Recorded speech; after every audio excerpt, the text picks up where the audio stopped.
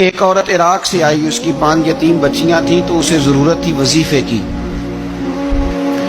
اس نے آ کے پوچھا حضرت عمر بن عبدالعزیز کا گھر کہاں؟ تو لوگوں نے فرمایا وہ سامنے جو ٹاٹ اور بوریے کا پردہ لٹک رہا ہے وہ عمر بن عبدالعزیز کا گھر ہے۔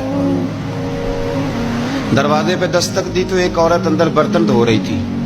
پوچھا السلام علیکم، امیر المومنین سے ملنا ہے۔ وہ کہنے لگی اس درخت کی چھاؤں میں بیٹھ جاؤ، ابھی تشریف لاتے ہیں۔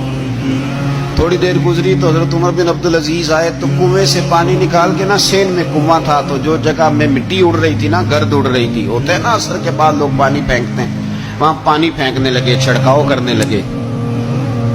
تو تھوڑی تھوڑی باتیں وہ خاتون آپ سے کرنے لگی تو وہ جو عورت آئی تھی نا وہ کہنے لگی تم غلام سے باتیں کر رہی ہو، تمہیں پردہ کرنا چاہیے۔ کہنے لگی یہ غلام نہیں، یہ میرے شوہر ہیں اور یہ امیر المومنین عمر بن عبدالعزیز ہے۔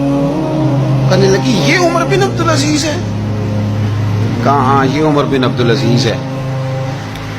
تو وہ خاتون حاضر ہوئی، کھجوریں اس کو دی گئی کھانے کے لیے۔ اس نے کہا حضور میری 5 یتیم بیٹیاں ہیں، مجھے وظیفہ چاہیے۔ جناب عمر بن عبدالعزیز نے ایک بیٹی کا نام پوچھا، ولدیت پوچھی، وظیفہ لکھا۔ عورت کہنے لگی اللہ تیرا شکر ہے میری بچی کا وظیفہ لگ گیا۔ دوسری کا نام پوچھا، ولدیت پوچھی، عمر پوچھی، وظیفہ لگایا۔ اللہ تیرا شکر ہے میری یتیم بچی کا وظیفہ۔ 4 بچیوں کے وظیفے عمر لکھتے رہے، خاتون اللہ کی حمد کرتی رہی۔ 5ویں کا لکھنے لگے تو کہنے لگی میں نے زمانہ بڑا دیکھا ہے پر عمر بن عبدالعزیز تیری طرح کا بندہ نہیں دیکھا۔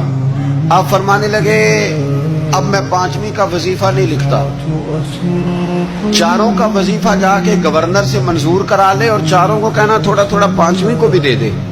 حضور کیوں نہیں لکھتے؟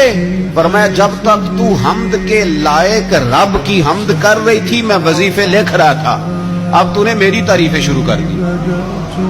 اپنی تعریف پر کیسے وظیفہ لکھوں؟ وہ تو حمد کے لائق ہے، اس کی حمد ہونی چاہیے، لیکن میں اپنی تعریف پر، اپنی خوشامد پر میں نہیں لکھتا۔ جا اللہ تعالیٰ تیری لیے بہتری کرے۔ وہ خاتون کہتی ہے میں وہاں سے آئی، مجھے مہینوں لگ گئے، سفر لمبا تھا۔